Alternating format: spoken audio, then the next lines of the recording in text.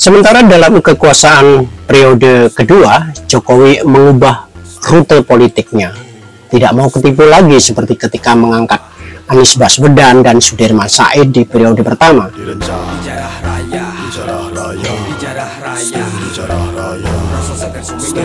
Jokowi kemudian melakukan politik akomodasi dan berkompromi sebagai strategi politiknya. Dimulai dengan kenyataan politiknya, ia tidak bisa menolak Ma'ruf Amin menjadi wakil presiden dengan menyisihkan Mahfud MD cawapres pilihannya. Jokowi sadar mengenai posisinya sebagai anak bajang. Ia harus berselancar bermanuver di samudera politik yang alun dan alur gelombangnya tidak menentu.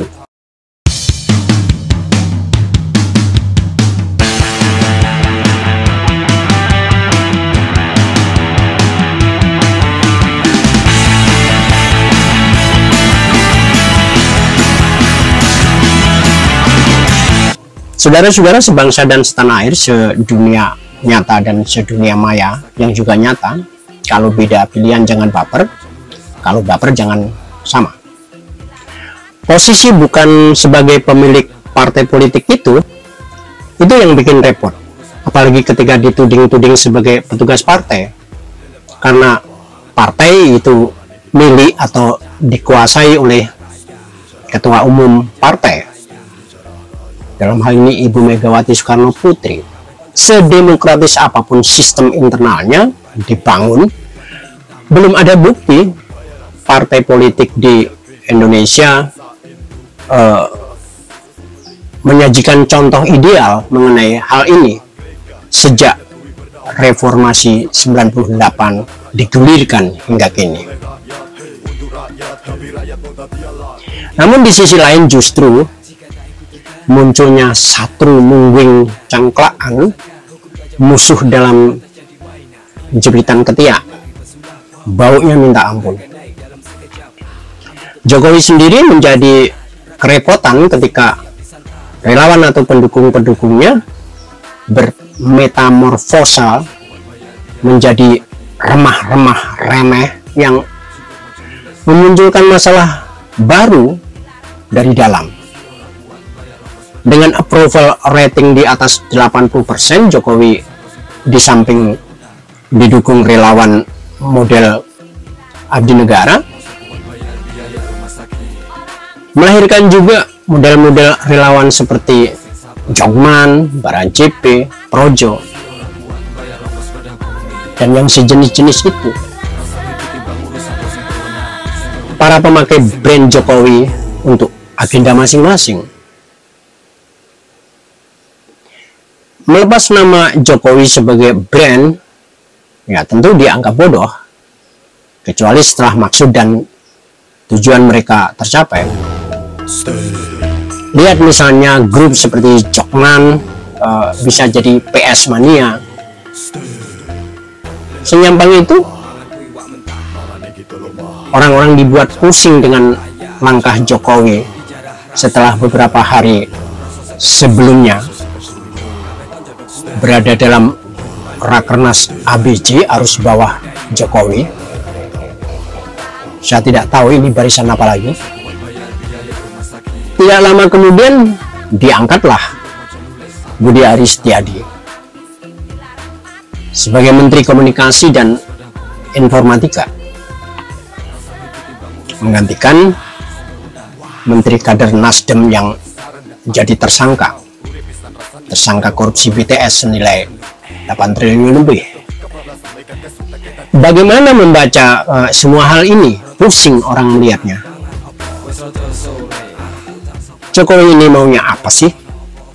Mau mendukung Prabowo, mau mendukung Prabowo Subianto, menaikkan bargaining position pada Mbak Mega selaku pemilik atau ketua umum partai PDIP, atau Jokowi kick balik pada Budi Ari atas omongan yang menuduh musuh kita adalah orang yang sombong dan pelit.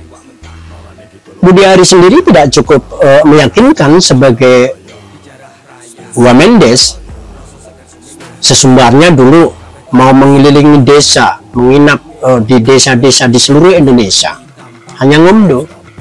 Jika kini dirinya menjadi Menkominfo yang di zaman Soeharto disebut seperti Departemen Penerangan, kayaknya ya Budi Ari ini mirip-mirip Harmoko style, hari-hari ngomong koplak. Apakah Jokowi tidak punya pilihan lain? Ini memang pilihan kontroversial.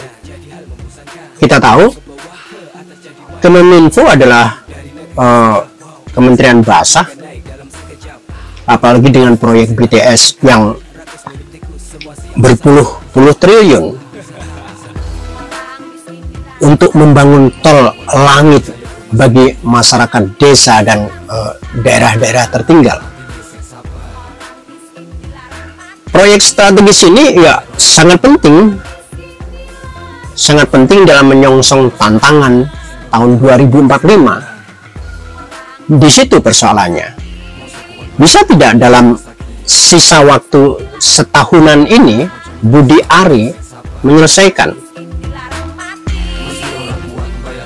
Justru ketika posisi proyek itu sudah dihabisi oleh Johnny G. Plate. Lagian di rumah yang habis kemalingan, selalu penjagaan dan pengawasan akan jauh lebih ketat, akan diperketat. Yang bertamu pun akan lebih diawasi dan terawasi. Jadi makan tuh barang. Di mana Budi Ari dikandangin di Kemeninfo, dipisahkan dari Projo. Meskipun kita juga boleh menyisipkan pertanyaan, jangan-jangan ketika ditawarkan ke partai-partai politik, anggota koalisi, tidak ada yang sudi. Wong sudah diobrak-abrik. Dan pasti dalam pengawasan yang akan jauh lebih ketat oleh Kejagung misalnya atau oleh KPK. Tapi kenapa Effendi Koiri dari Nasdem marah-marah, merasa hak partainya dicolong? Ya, semakin orang-orang Nasdem marah, semakin berhasil saya kira maksud dan tujuan Jokowi untuk menunjuk Budi Ari. Senyampang itu ya, di sisi lain kita akan melihat apakah dalam tugas pendeknya itu Budi Ari akan tetap beredar mengkampanyekan Prabowo.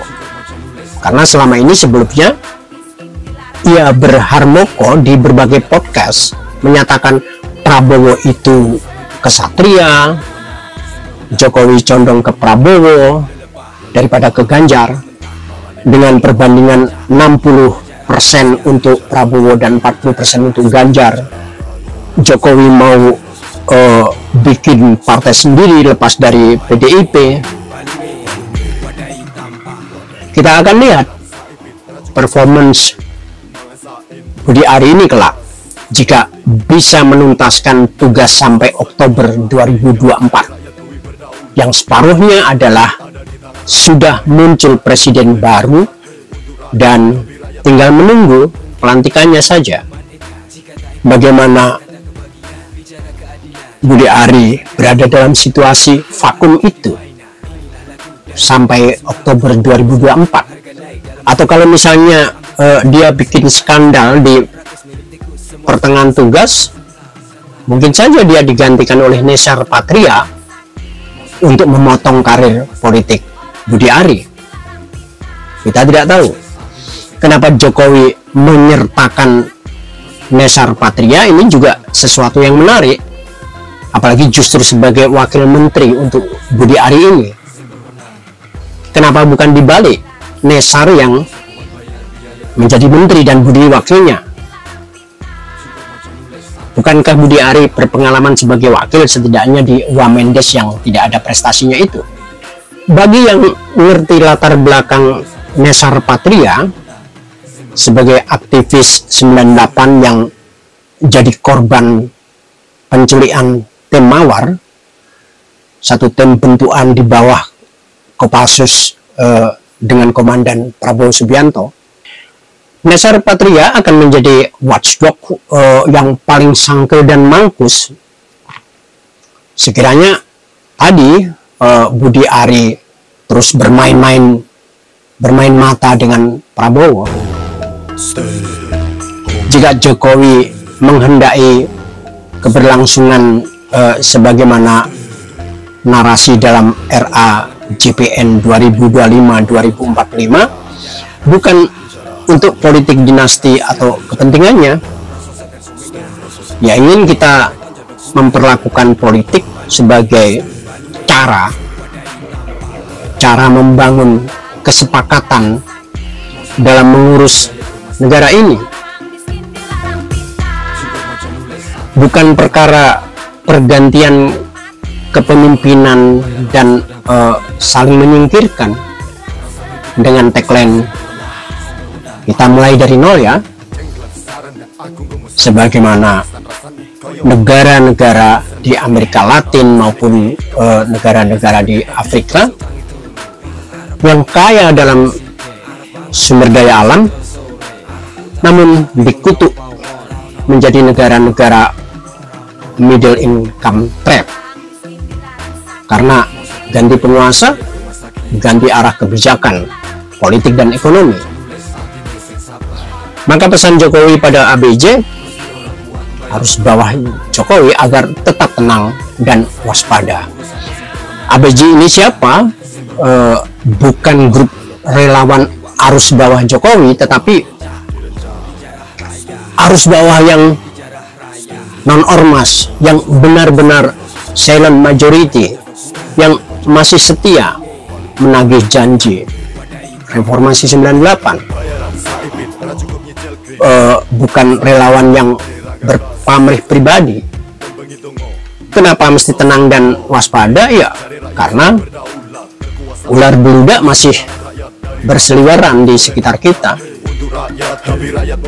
bukan saja dengan bias tafsir, tetapi juga memproduksi hoax yang sengaja dibuat atau juga fitnah agar rakyat jelantah, linglung dan apatis atas proses-proses demokrasi ini.